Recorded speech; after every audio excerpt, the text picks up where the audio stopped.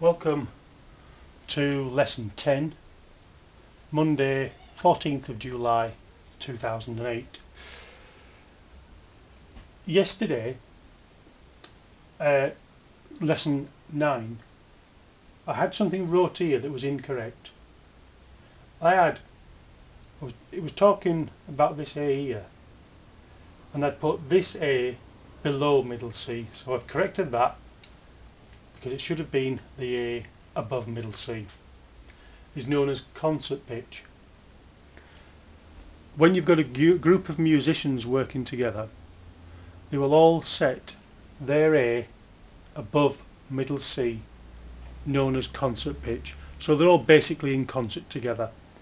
They all sound the same. And so relative to that concert pitch, all the other notes will work well together. They'll all sound the same basically.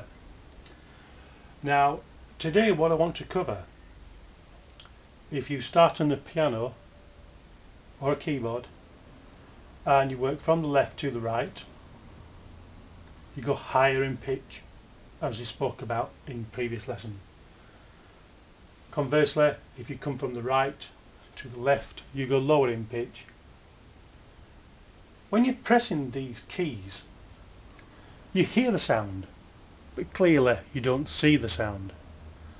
But there is a way that you will have heard of measuring that sound, and it's called,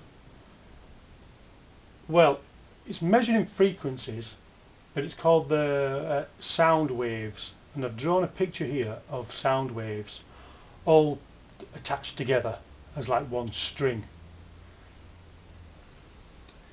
Each individual note, we're talking about this bass, the low sounding ones. We'll say, for example, we'll choose the G.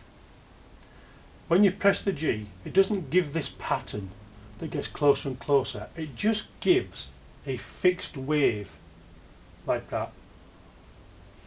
And that wave stays the same. So it just basically goes all the same.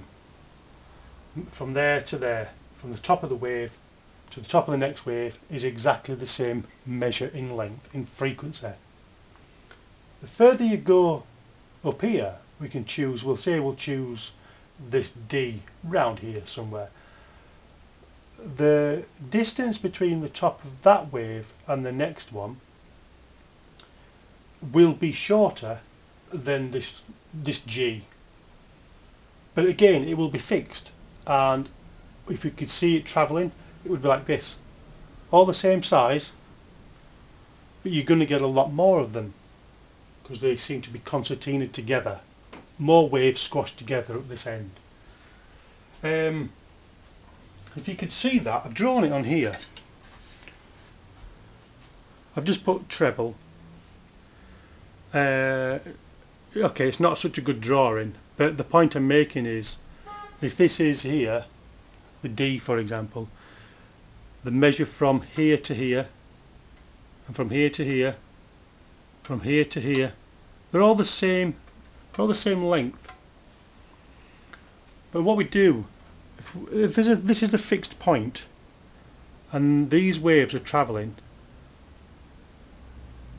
to the right, I'm going to go to the right with it, this is the fixed point, we count how many waves pass that fixed point. So in this case we'll go 1, 2, 3, 4, 5, 6, 7, 8. Whereas if you were using the bass clef, these bass notes, this bass wave, I'm just rubbing this out.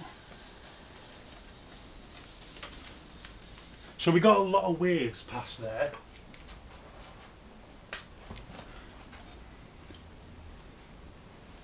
Just put that there. Now if we did this wave here, it's a bigger distance. I'm going to go like this. From that point to that point, and the next one. I'm going to write bass in here. Bass. The low sounding ones.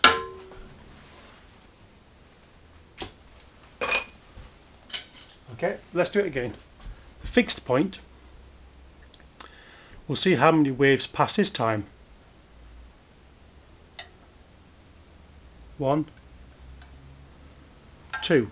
So we've only had 2 waves pass in the same time that we did the treble ones. I don't know if you're able to really understand that, but if you don't, maybe I'm not explaining it too good. It doesn't really matter. I just wanted you to see a diagram of a waveform and how a wave travels past a fixed point. We call it frequency, and it's measured in hertz. So if you have, I don't know, 10,000 of those waves pass within a second, then it would be 10,000 hertz or 10,000 waves. But basically we don't want to get too bogged down with this science of music, so I'm going to start covering. I want to go back a little bit on the lessons to remember this major formula of tone, tone, semitone, tone, tone, tone, semitone. And I want us to introduce something called a triad chord. If I was to rub them two out there, A and D, we'd have tri. So I wrote it here, triad. The tri part here is a prefix meaning 3. So a triad chord, I've drawn one here, or I've drawn the letter notes for one. So we've got 1, 2, 3. A triad.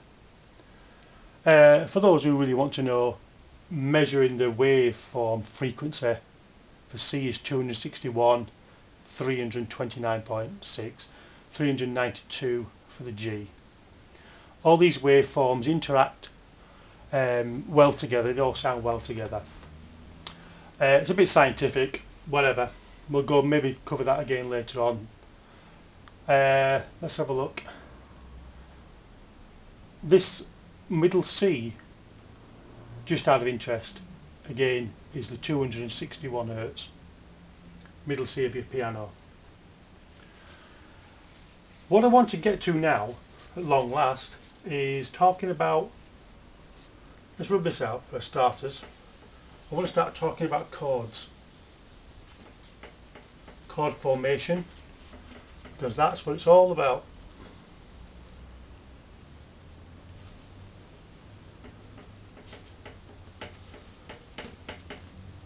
I'm going to rub this out. The one I want to choose, what we want to do, is when we did this C. C, D, E, F, G, A, B, C. Okay? So let's write it here. I'm going to write it lower down here. C, D, E, F, G, A, B, C. Put a bracket around that. Remember, from there to there is an octave. Octave. Now, I just kind of want to put some numbers above them.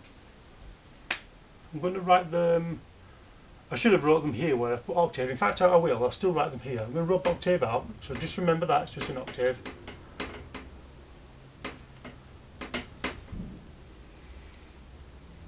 One, 2, 3, 4, 5, 6, 7.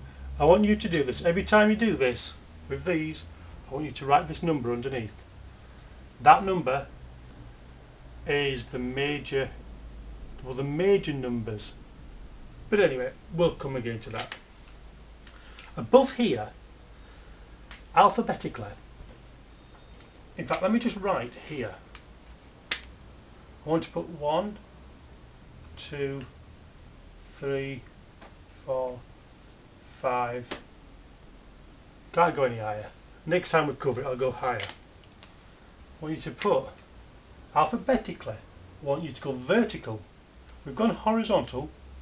Now I want you to go vertical. C,